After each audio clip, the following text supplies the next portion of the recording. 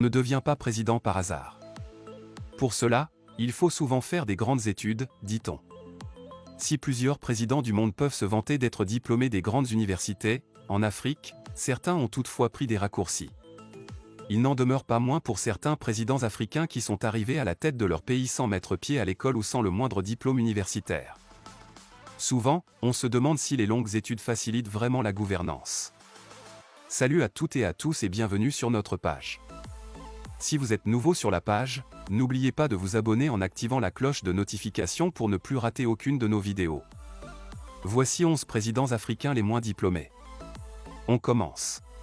Numéro 1, Jacob Zuma, Afrique du Sud. Jacob Zuma, né le 12 avril 1942, est un homme d'État sud-africain, président de la République du 9 mai 2009 au 14 février 2018.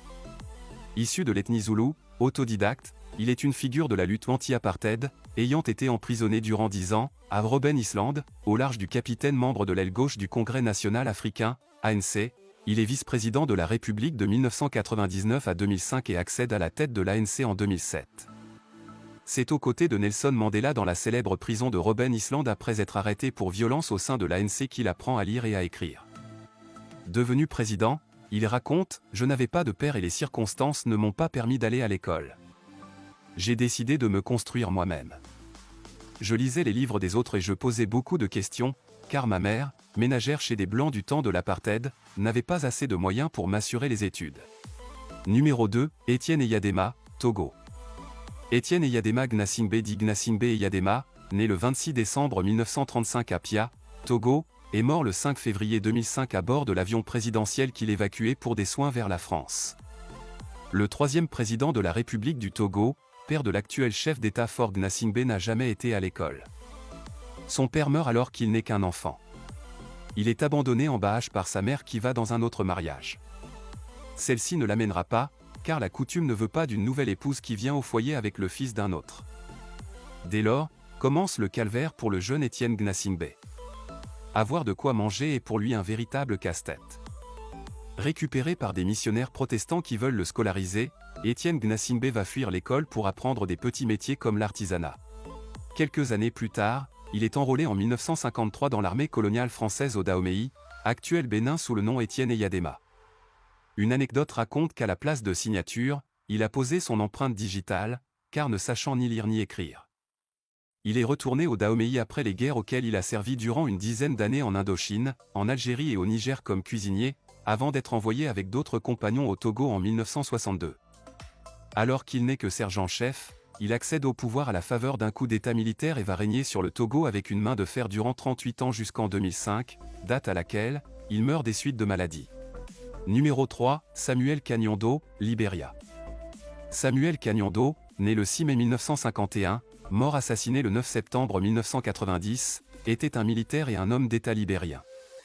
Il met fin au régime à parti unique du Etro-Whig qui confisque le pouvoir au profit exclusif des colons afro-américains et de leurs descendants. Samuel Doe est ainsi le premier autochtone à devenir président de la République du Libéria depuis la fondation du Libéria en 1822. Lui aussi n'a jamais été à l'école.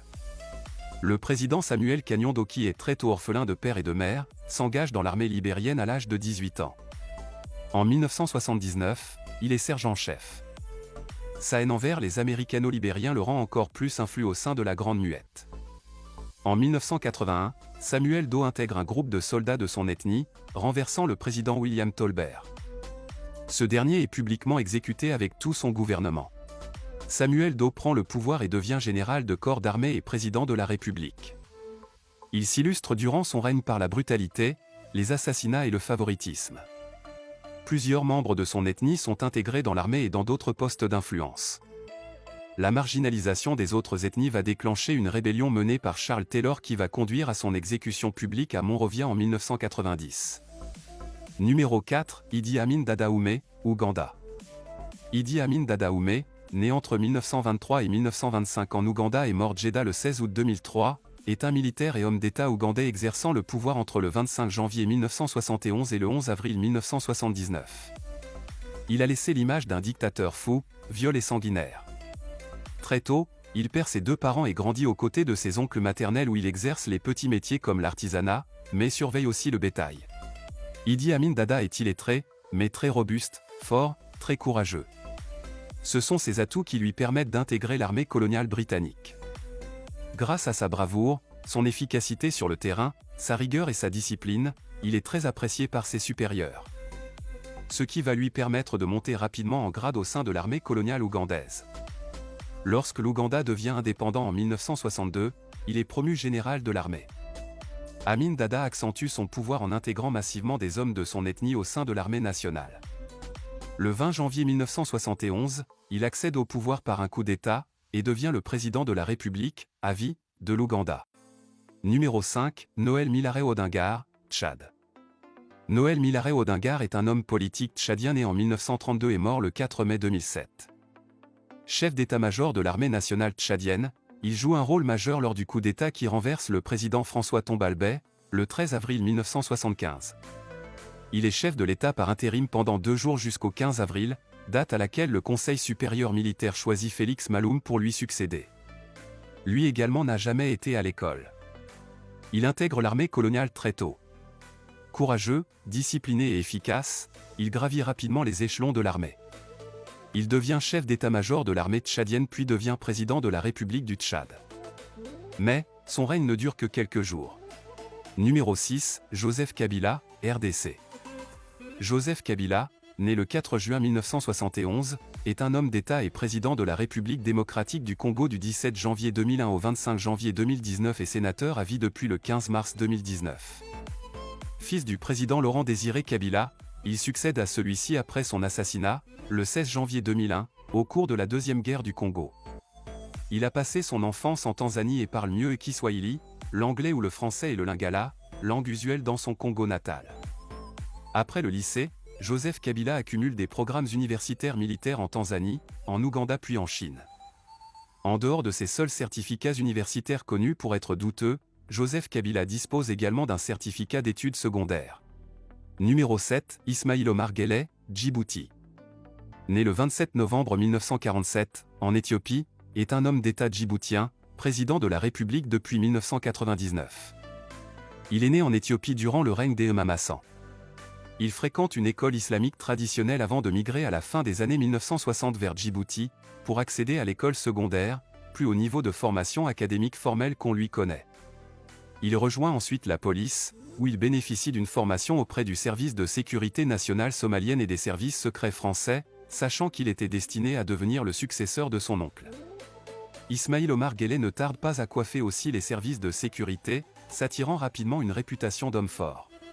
Numéro 8, Omar El-Béchir, Soudan. Omar Hassan Ahmed El-Béchir, né le 1er janvier 1944, est un militaire et homme d'État soudanais.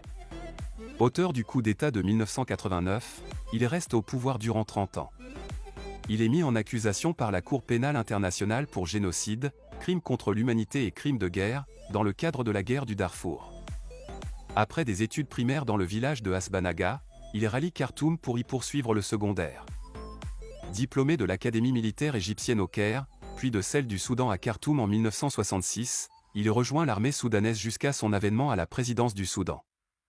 Il est renversé par un coup d'État de l'armée le 11 avril 2019, à la suite de 4 mois de manifestations populaires, puis est emprisonné. Numéro 9, Mohamed Abdel Aziz, Mauritanie. Il a fréquenté le collège à l'Académie militaire royale du Maroc, en 1977.